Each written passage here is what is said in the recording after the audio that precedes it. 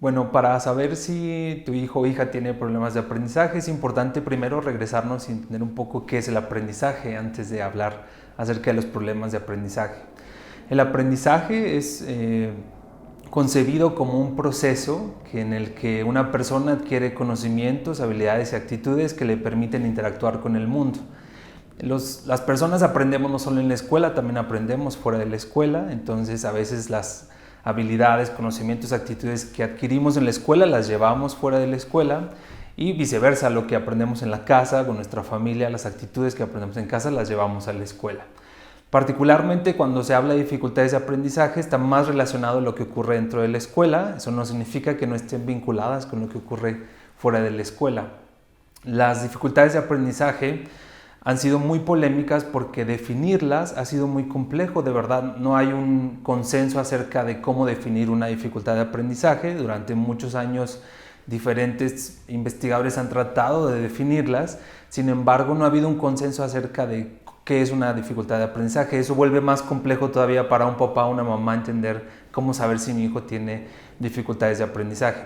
Sabemos que en general las dificultades de aprendizaje se pueden ver en tres cosas. Una, en el rendimiento académico, que está relativamente relacionado con las calificaciones. Es decir, un estudiante que presenta un bajo rendimiento académico puede verse reflejado en que tiene bajas calificaciones o tiene experiencias de fracaso constantes en la escuela. Puede ser un indicador, pero no es el único. Hay otros estudiantes que presentan dificultades sociales o emocionales que no necesariamente tienen que ver con sus calificaciones. Son estudiantes que tienen muy buenas calificaciones, pero que no tienen buenas relaciones con sus compañeros, con sus profesores, y ese es otro elemento que también está relacionado con las dificultades de aprendizaje. Y hay otro tercer elemento que tiene que ver ya con estos conocimientos y habilidades y actitudes en áreas muy específicas como la lectura, la escritura, las matemáticas y el aprendizaje de otra lengua. Entonces, si un estudiante presenta alguna de estas dificultades, particularmente podría decirse que a lo mejor está teniendo alguna dificultad de aprendizaje. Sin embargo, siempre es recomendable asistir con un especialista que haga un diagnóstico, que haga una entrevista, que identifique estas variables que son tan complejas y que no se pueden siempre ver a simple vista, que es importante identificar algunos rasgos para saber si realmente esa dificultad que está teniendo un estudiante para cumplir las expectativas de la escuela tienen que ver con una dificultad de aprendizaje o a lo mejor tienen que ver con otras problemáticas que se pueden resolver y que no necesariamente implican una dificultad de aprendizaje.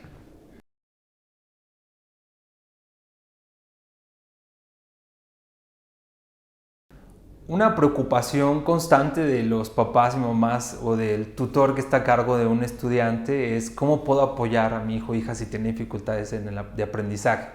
Y es una preocupación común, sin embargo, siempre se requiere de la guía o el apoyo de alguien que te pueda acompañar en ese proceso. Particularmente, lo importante y lo más relevante es que para poder apoyar a un estudiante que tenga dificultades en el aprendizaje, es importante conocer cómo apoyarlo, porque este conocimiento tiene un impacto en la forma en que lo ayudo. Muchas veces tratamos de ayudar con la mejor intención a un estudiante que tiene dificultades y entonces pensamos que es un asunto de límites, de reglas, de castigos, de poner actividades que son coercitivas para el estudiante o castigarlo o prohibirle o darle premios que se vuelven después en premios que son solo económicos o que son materiales para el estudiante. Y todas estas actitudes o actividades son con muy buena intención, pero a veces para apoyar a un estudiante que tiene dificultades de aprendizaje se requiere tener un profesionista que te apoye y que te guíe para que puedas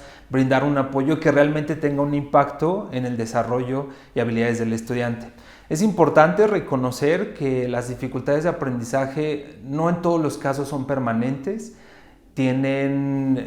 Algunas son para toda la vida, pero se pueden desarrollar estrategias para sobrellevar una vida académica y profesional completamente normal, como por ejemplo el caso de la dislexia. Hay muchos profesionistas que viven con dislexia, pero que han desarrollado estrategias y habilidades para poder desempeñarse sin ningún problema en un ámbito laboral o profesional.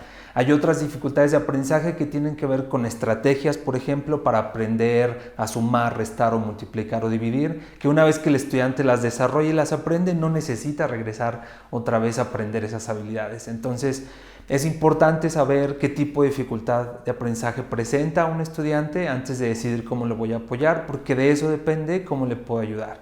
Y la otra parte es que una vez que yo identifico qué tipo de dificultad tiene, pues entonces acompañarme de la guía de un profesionista para saber cómo puedo apoyar a mi hijo o a mi hija dependiendo de la dificultad de aprendizaje que tiene. Me gustaría señalar también que en algunos casos podemos identificar algunas conductas en la escuela que pueden parecer que son dificultades de aprendizaje, pero que no necesariamente lo son dependiendo de la gravedad con la que se presentan.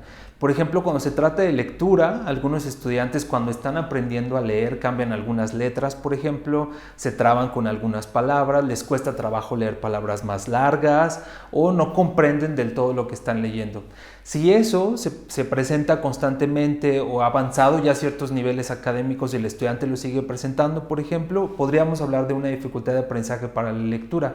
Y a veces, con muy buena intención, muchos papás o mamás quieren ayudar a su hijo a leer y lo están forzando a repetir o a aprender cosas que le cuestan trabajo y que en realidad requiere del apoyo de un profesionista que te pueda ayudar a resolver esas necesidades y a poder identificar qué estrategias lectoras le sirven a ese estudiante para poder aprender a leer. Entonces es importante no minimizar las problemáticas que tiene el estudiante en la escuela, tampoco maximizarlas como ya es una dificultad de aprendizaje, pero siempre yo recomiendo que ante la duda de si lo estoy ayudando o le está sirviendo o no, mejor contactar a un profesionista que te pueda ayudar para que puedas contribuir en la mejora de esa dificultad del estudiante y no a lo mejor empeorarla o a lo mejor convertirte en una traba o en algo que está impidiendo que el estudiante se desarrolle.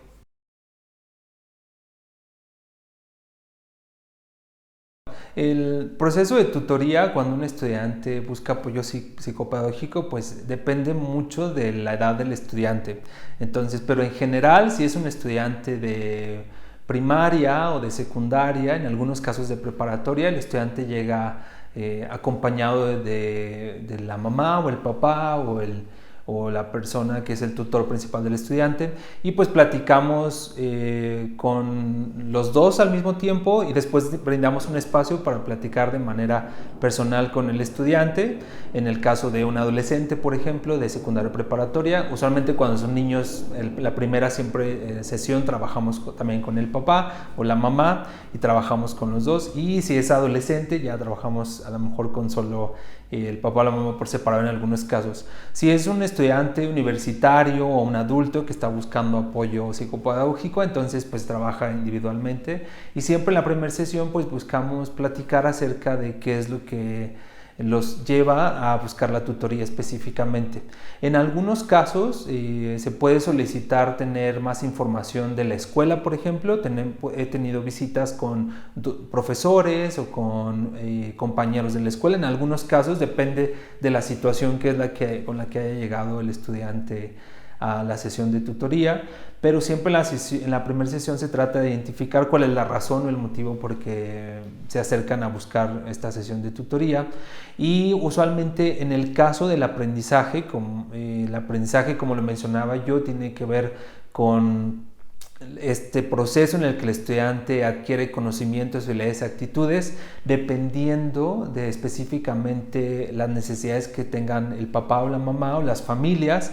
Si a lo mejor es de lectura o de escritura, se puede pensar en hacer una evaluación diagnóstica respecto a las habilidades del estudiante en este área de conocimiento específico. Entonces se puede hacer una valoración de sus habilidades para las matemáticas o la lectura o la escritura, el aprendizaje de otro idioma, pero esta evaluación depende de la edad del estudiante, del grado escolar en el que se encuentre, y también depende de específicamente la dificultad. Usualmente no se hace al principio porque en tutoría o psicología escolar nosotros le llamamos evaluación en línea, que es una evaluación continua que se hace en las diferentes sesiones de trabajo. Entonces no se puede identificar específicamente con una prueba o con una prueba psicométrica o psicológica específico cómo es esa dificultad, porque en el caso del aprendizaje las dificultades pueden ser tan concretas a algo tan específico como saber sumar o restar, por ejemplo,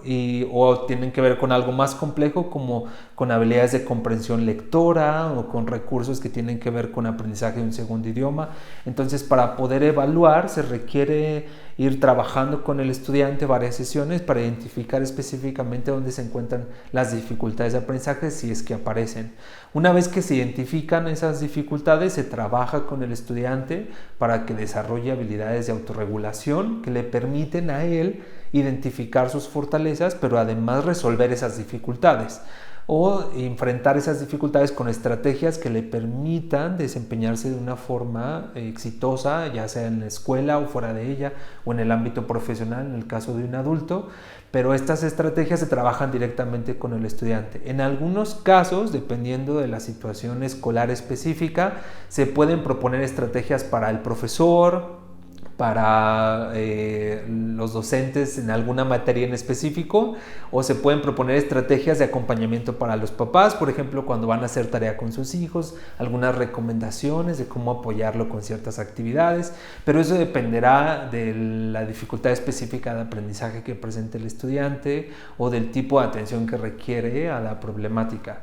Una vez que el estudiante determina que por su propia cuenta puede desarrollar o haber enfrentado exitosamente la dificultad que tenía y empieza a vislumbrarse como éxito en algunas otras áreas que están vinculadas a esa dificultad, entonces damos ya de alta al estudiante para que pueda continuar con sus actividades académicas. En algunos casos, los estudiantes que desarrollan ciertas habilidades deciden ahora trabajar en otras habilidades o prepararse para a lo mejor enfrentar situaciones futuras que tienen que ver con esa habilidad en específico, como prepararse para una prueba importante, trabajar a lo mejor ansiedad hacia los exámenes, que a lo mejor son dificultades que no le ocasionaban problemas, pero que a partir de su trabajo con el psicólogo escolar decide que también quiere trabajar en esos aspectos. Entonces se pueden desarrollar otras estrategias y se comienza a trabajar ahora en otro tema o situación en particular.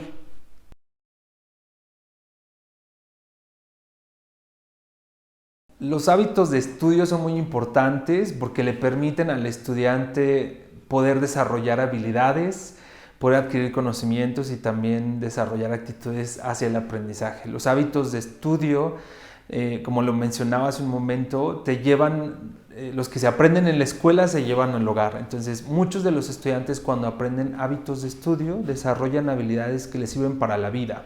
Entonces, son muy importantes porque le permiten al estudiante entender que hay un espacio específico para realizar las actividades académicas, que hay un horario, que hay una forma, que es un contexto muy particular en el que hay un ambiente propicio para aprender, y estos hábitos les permiten desarrollar habilidades que les van a servir para la vida. Son importantes también porque te permiten disminuir la ansiedad u otros problemas que se generan cuando no hay un hábito, cuando no hay una estructura acerca de cómo trabajar. Seguramente muchos papás o mamás lo vivieron durante la pandemia, que muchos de sus hijos ya no tuvieron su horario de clases o no tuvieron la misma forma de trabajar, que hasta cierto punto era un hábito, y cuando se pierde eso, los niños empiezan a desarrollar preocupaciones, ansiedad, empiezan a no saber cómo utilizar su tiempo libre, y los hábitos de estudio te permiten tener certeza en lo que quieres hacer, y les permite a los estudiantes sentirse más tranquilos, se sienten en un entorno más seguro, y eso es muy importante para el desarrollo de los niños, de los adolescentes o de los adultos. Tener un espacio donde te sientes seguro, sabes qué es lo que va a pasar, conoces qué va primero, qué va después, cómo va a terminar. Y los hábitos de estudio te permiten generar esa confianza, esas habilidades que aprendes no solo para la escuela, sino que te sirven para la vida. Entonces son muy importantes aprender a desarrollarlos y vivirlos adecuadamente, sin sufrirlos, que no sean como reglas tan estrictas que tengo que seguir paso a paso, sino como entender que los hábitos de estudio son espacios y son pasos que sigo para garantizar que mientras estoy estudiando lo hago correctamente y en un entorno de bienestar y tranquilidad para que el estudiante pueda disfrutar del aprendizaje.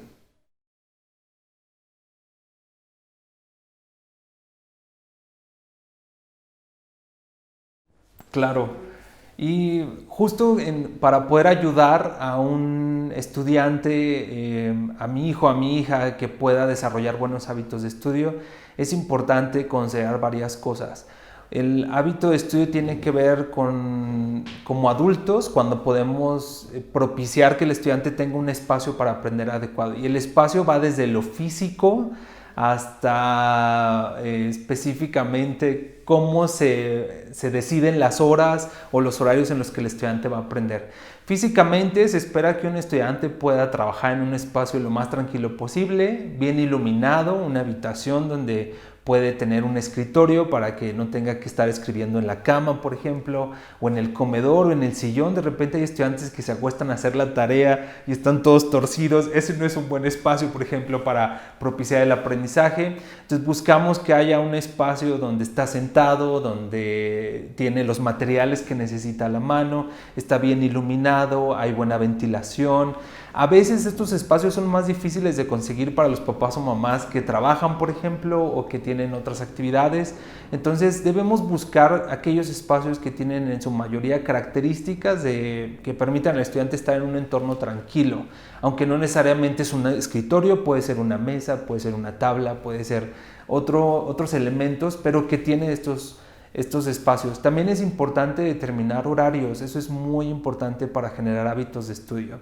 No es lo mismo hacer la tarea en la mañana que en la tarde que en la noche, y entonces los papás a veces les cuesta trabajo como decidir a qué hora los estudiantes van a hacer tarea. Los hijos o hijas que están en edad escolar, por ejemplo, usualmente hacen las tareas por las tardes, o sea, se sientan a estudiar en cierto horario, pero decidir a qué hora lo van a hacer es muy valioso. Y si es la misma hora, contribuye más a desarrollar el hábito que otras cosas, ¿no? Que si a lo mejor es que un día lo hace a las 3, otro a las 5, otros días en la noche, otros días en la mañana antes de irse a la escuela. Entonces, si no hay una consistencia en el horario para estudiar, a los estudiantes les cuesta trabajo desarrollar hábitos de estudio porque no saben a qué hora es la hora de estudiar, realmente no tienen un horario.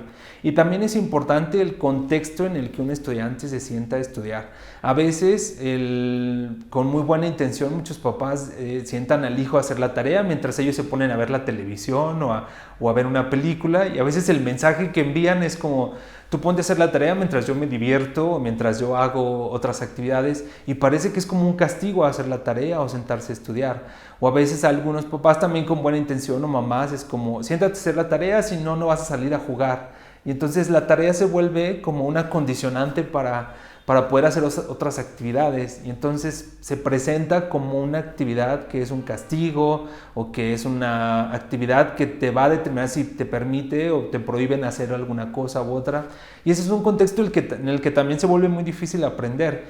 Y siempre yo recomiendo que la actividad de aprendizaje debe ser siempre promovida como una actividad divertida, entretenida, como algo que hacemos todos y que es una parte importante, como sentarse a comer, como lavarse los dientes, como lavarse las manos, como tender tu cama, cambiar tu ropa, quitarte tu uniforme. Estos pequeños hábitos también se pueden incorporar a la hora de aprender. Entonces, invitar a los papás y mamás a hacer la actividad de aprendizaje como algo que es parte de la rutina, pero que no constituye un castigo o un premio, sino más bien es una parte importante que debemos cumplir, como las otras que hacemos como parte de nuestra vida, pues contribuye a que los estudiantes desarrollen mejores hábitos de estudio.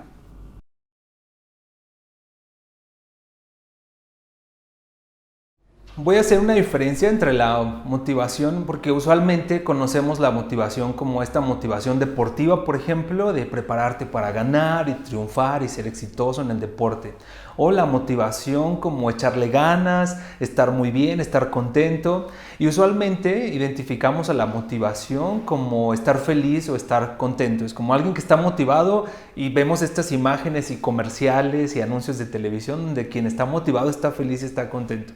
En el aprendizaje la motivación es muy distinta y es muy similar a esto, pero no necesariamente igual. La motivación en el aprendizaje significa involucrarte en una actividad y mantenerte en esa actividad, independientemente de si estás feliz o no con la actividad.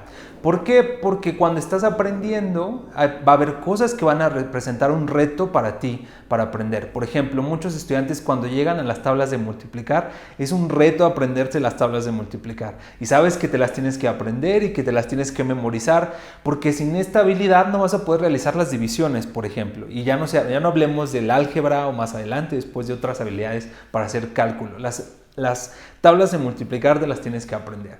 Y a veces esa actividad es retadora para muchos estudiantes. Y entonces estar motivado para aprender las tablas de multiplicar significa que me voy a involucrar en el estudio de las tablas y que me voy a mantener, aunque me cueste trabajo, aunque sea difícil para mí. Por eso es muy importante la motivación en el aprendizaje, porque es lo que nos permite involucrarnos en una actividad, mantenernos en ella, para sentirnos exitosos y sentir que podemos lograrlo. A mí me gusta mucho usar un ejemplo en la motivación que tiene que ver con ser un atleta, porque se parece mucho. Yo soy corredor, entonces, por ejemplo, a mí me gusta correr y me preparo para un maratón. Y correr es una actividad extenuante, no es sencilla, es cansada, es agotadora, es difícil. Y entonces mantener la motivación para correr, involucrarte para ir a entrenar y levantarte. Y a veces tienes que correr carreras de velocidad, a veces son de tiempo, a veces son de pendientes.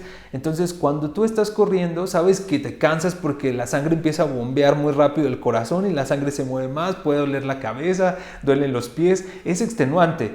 Pero te motiva el hecho de que vas a cumplir un objetivo, vas a cumplir una meta y sabes que ya has hecho eso antes y que has terminado, aunque terminas agotado y cansado, lo has cumplido. Y eso te mantiene involucrado en la actividad y terminarla. Pues en el aprendizaje es igual, va a haber cosas que te van a costar trabajo aprender. Eso no significa que no puedas involucrarte y mantenerte en esa actividad. Por eso la motivación es muy importante en el aprendizaje, es decir, entender que entre más confiado, más capaz me siento yo de hacer algo, más me voy a involucrar en esa actividad. Y seguramente para poder promoverla se requiere entender esto y hacer otras cosas para poder ayudar a los estudiantes a que estén motivados.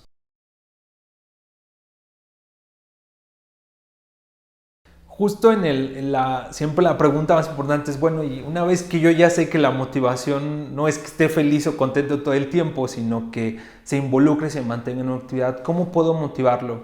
Pues hay varias formas de motivar a un estudiante para que se sienta involucrado en una actividad de aprendizaje. Quizá la más importante es reconocer las fortalezas antes que señalar las dificultades. Eso creo que es lo más difícil para hacer cuando eres profesor o eres papá o eres mamá. Es muy difícil observar qué es lo que sí está logrando en lugar de lo que le está costando trabajo. Cuando tú ves a un niño aprender a leer, sabes que ya está logrando ciertas cosas, por ejemplo, pero sabes que le cuestan trabajo otras. Y a veces como papás o mamás, la verdad es que con muy buena intención, vemos al niño que lee algo y es, sí, ya lees muy bonito, pero todavía te falta esto, todavía te atoras en estas palabras. Y eso significa centrarse en lo que no ha logrado en lugar de lo que sí ha logrado. Entonces, algo que ayuda mucho a la motivación es identificar qué son las cosas que sí ha logrado el estudiante, porque a partir de ahí el estudiante empieza a sentirse que sí puede, que es capaz de lograr cosas. Entonces, imagínate un niño que está aprendiendo a leer y le dices, wow, hoy ya leíste esta palabra completa que te costaba mucho trabajo. Muy bien, lo lograste. Aunque hay otras 3 o 4 que todavía no les logra leer, pero una que ya leyó, si yo le reconozco esto al estudiante, el estudiante dice, entonces sí puedo leer, entonces sí soy capaz de lograr esto por mi cuenta. Cuando hago eso, entonces me enfoco en lo que sí puede lograr y el estudiante siente que es capaz. Cuando uno se siente capaz de lograr algo, entonces se involucra más en esa actividad. Entonces es un niño que dice, quiero leer otra vez. Pero si me dicen, lees bien feo, te falta mucho todavía, todavía ya estás tan grandote y todavía no sabes leer, aquí dice casa, casa. Entonces el niño dice, no quiero hacer esto, ya no quiero hacer esta actividad, porque cuando la hago me dicen que no lo sé hacer, o que lo hago mal, o que lo hago feo. Entonces hay que buscar formas en las que el estudiante se siente capaz y pueda lograrlo. Hay que tomar en cuenta también otros aspectos en la motivación. Hay que tomar en cuenta que nosotros podemos ponerle retos o metas al estudiante o cuando está aprendiendo algo para ayudarlo a que se motive. Pero hay que pensar en que estas metas o estos retos tienen que ser próximos, tienen que ser específicos, tienen que ser desafiantes. Entonces, cuando yo quiero que alguien se motive, le puedo poner, mira, hoy te voy a poner un reto que hagas tus traducciones de inglés con tu aplicación de Google, pero que trates de aprenderte una palabra, por ejemplo. Ese va a ser un reto. Y entonces es un reto que es muy próximo porque tiene que ver con la tarea de ahorita, es muy específico porque tiene que ver con apréndete una palabra, y es desafiante porque le estoy pidiendo a un estudiante que no use tanto a lo mejor el traductor de Google, o que se aprenda solo una palabra, ¿no? Y es una buena forma de ayudarle a alguien a que se involucre más en una actividad. A veces con buena intención los papás o mamás le dicen, termina tu tarea porque con esto algún día vas a ser un profesionista muy exitoso. Y entonces es una meta tan larga, tan lejana, que el estudiante dice, no tiene sentido, ¿para qué me voy a involucrar a hacer esto? ¿Qué tiene que ver con que yo voy a ser un estudiante exitoso o profesionista? No es concreto, entonces no lo veo tan claro en una actividad tan concreta que me cuesta trabajo involucrarme en esa actividad. Entonces, apoyar a los estudiantes con metas muy concretas, muy específicas de esa actividad, de ese día, ayuda también a que se sientan más motivados para aprender, y es importante identificar cómo hacerlas.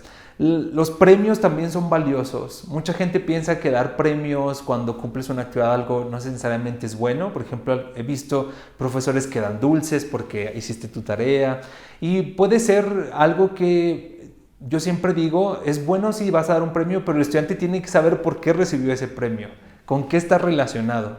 Y a veces cuando le decimos a un estudiante, mira, te ganaste esta paleta porque terminaste tu tarea, y terminar la tarea, ¿qué significa? O sea, ¿es solo porque la terminé o es porque la hice más rápido? ¿Es porque la hice a tiempo? ¿Porque no ensucié mucho? ¿Porque no me cometí menos errores? ¿Fue específicamente porque estoy recibiendo este premio?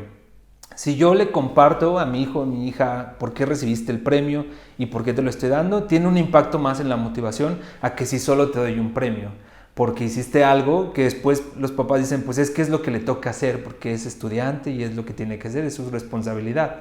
Y claro, es su responsabilidad, pero desarrollar las habilidades para hacer esa tarea no es su responsabilidad, eso lo va logrando poco a poco. Lo mismo pasa con los premios que no son materiales, como los reconocimientos. Yo siempre les digo a los profesores, a los papás, a las mamás, si le vas a dar un reconocimiento al estudiante, ese reconocimiento tiene que llevar nombre y apellido, así le llamo yo. Si tú le dices, lo hiciste muy bien ¿qué? Muy bien que hice mi letra sin tantos errores, muy bien que puse más atención, muy bien que leí las instrucciones y no me pasé directamente a hacer la tarea, muy bien que no borré tanto, muy bien que guardé mis cosas sin que me dijeran que las guardara, ¿qué hice muy bien? Entonces, si yo le digo a un estudiante, trabajaste muy bien o qué bonito trabajaste hoy, específicamente a qué me refiero. Si llevan nombre y apellido esos reconocimientos, esos premios, le ayudamos al estudiante a que identifiquen qué es capaz y qué es bueno haciendo. Y eso contribuye a la motivación, porque entonces yo digo, entonces soy bueno haciendo esto. Son pequeñas cosas que hacemos a diario, pero que poco a poco van contribuyendo a que un estudiante se motive cada vez más a hacer las cosas que está aprendiendo y se involucre más en lo que tiene que aprender. Entonces, con pequeñas cosas se logran grandes cambios.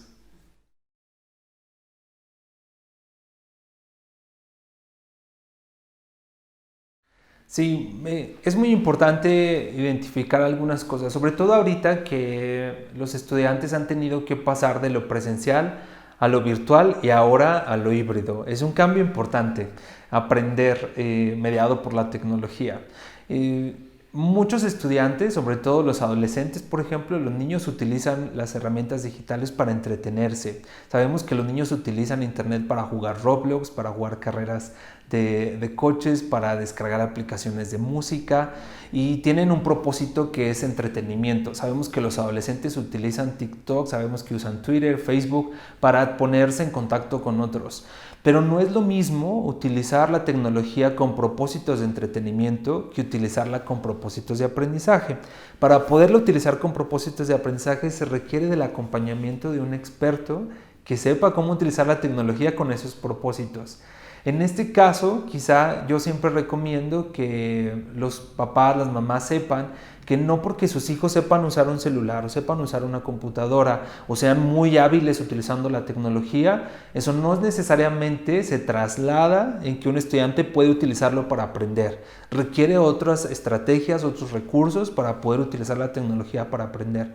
Así que es muy importante identificar que sí es verdad, muchas de estas habilidades tecnológicas las pueden llevar a un propósito académico, pero no necesariamente se hace de manera inmediata. Se requiere a veces el apoyo de un profesionista que te pueda ayudar a cómo identificar, cómo utilizar esas habilidades para aprender. Y esto tiene que ver mucho también con el tiempo que invertimos en el uso de las herramientas digitales. Hay una preocupación de muchos papás acerca de cómo que ahora tienen que usar la computadora para aprender. Si ya se pasaba 5 horas, 8 horas en el celular y ahora más las de la escuela, no quiero ver a mi hijo pegado todo el día en el teléfono.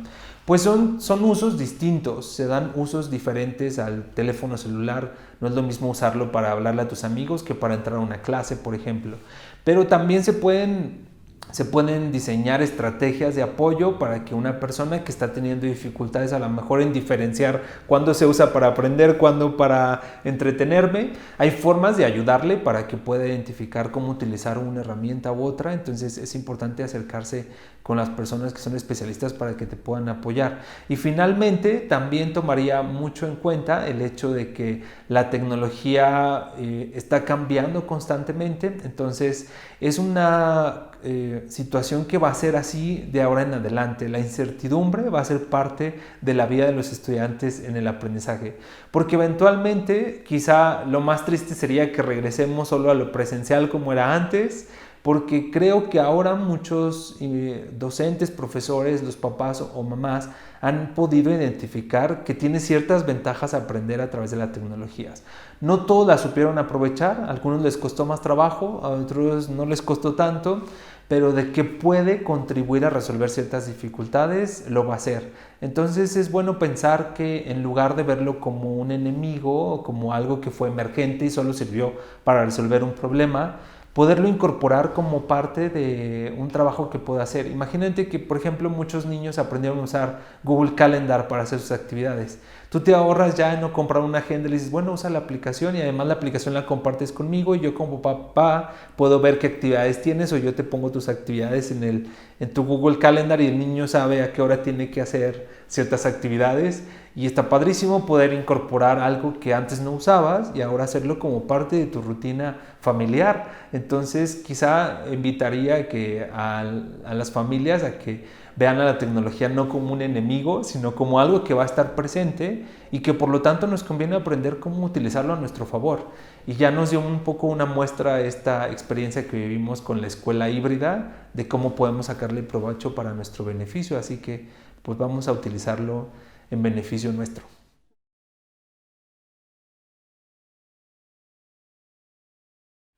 Sí, claro. En alguna ocasión, hace algunos años, tuve un estudiante que fue canalizado conmigo porque estaba teniendo dificultades en la escuela.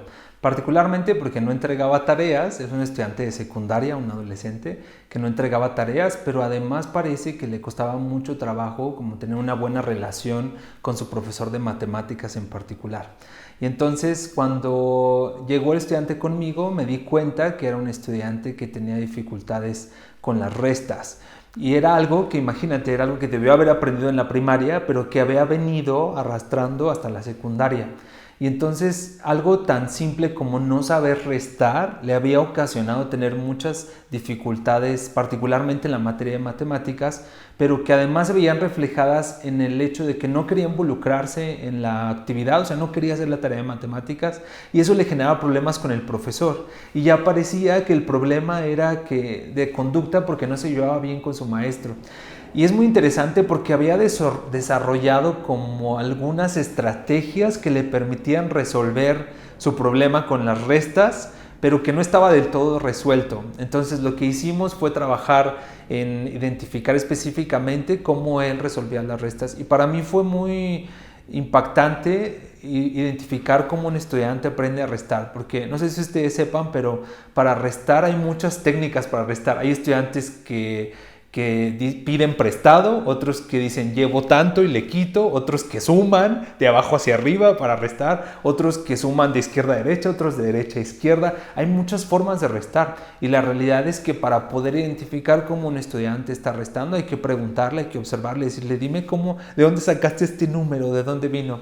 Y cuando él se dio cuenta de lo que estaba haciendo, fue muy emocionante ver cómo él mismo identificó toda la vida lo he estado haciendo mal, toda la vida pensaba que tenías que quitar el número de aquí y ponérselo acá. Me acuerdo muy bien de esa frase que dijo, o sea, ¿qué es así? O sea, es de aquí para acá. Cuando vio eso, yo me acuerdo que vi sus ojos y fue como, es que toda la vida lo he estado haciendo mal. O sea, yo pensaba que se hacía del otro lado. Y entonces pudo avanzar a otros procesos cognitivamente hablando que le permitieron resolver. Y es un estudiante, ahora ya no es un estudiante, ya no es un adolescente de secundaria, pero me doy cuenta del impacto que tiene a veces resolver algo que parece tan sencillo, que él pudo resolver y trabajar, y ahora es un profesionista que, por cierto, estudió ingeniería, lo cual me sorprendió mucho porque es una carrera que requiere el uso de las matemáticas y que no me hubiera imaginado que un estudiante que había tenido dificultades en la secundaria con la materia de matemáticas decidiera estudiar una ingeniería mecánica. Entonces es muy impresionante verlo, y claro, lo cuento ahora muy rápido, como que fue un proceso muy sencillo, pero implicó la verdad varios meses en trabajar hasta poder identificar dónde estaba el problema. Porque claro, al principio piensas, pues es un problema de conducta, es de actitud, tiene algo en contra del profesor, y entonces te empiezas a indagar y te das cuenta que su problema era que no sabía restar, una habilidad que debió haber desarrollado en la primaria, que no desarrolló correctamente y que la llevó hasta que estaba en la secundaria. Entonces lo recuerdo pues como un caso de éxito con el que me siento muy contento de haber podido contribuir a la vida de un estudiante, que además pues te transforma la toma de decisiones como ya adulto, porque creo que, y no sé si les ha pasado, pero yo he conocido muchos adultos que llegan a su vida profesional y dicen, yo soy muy malo para las matemáticas, o yo soy muy malo, o a mí no me gusta leer, o ay no, yo inglés no puedo aprender. Y entonces yo siempre como psicólogo educativo pienso, ¿qué habrá detrás? Porque seguro hay una experiencia ahí o algo en lo que particularmente con la lectura, o las matemáticas o el aprendizaje de un idioma no se consolidó, para que llegues a la vida adulta y sigas viviendo eso como una experiencia de fracaso. Entonces, poderle cambiar a un estudiante desde la secundaria o desde la primaria te transforma, y además le sirve a él para poder tomar otras decisiones. Y recuerdo ese caso con mucho éxito, y pues me gustó mucho, y siempre lo uso de ejemplo cuando trabajo con otros estudiantes que tienen dificultades similares.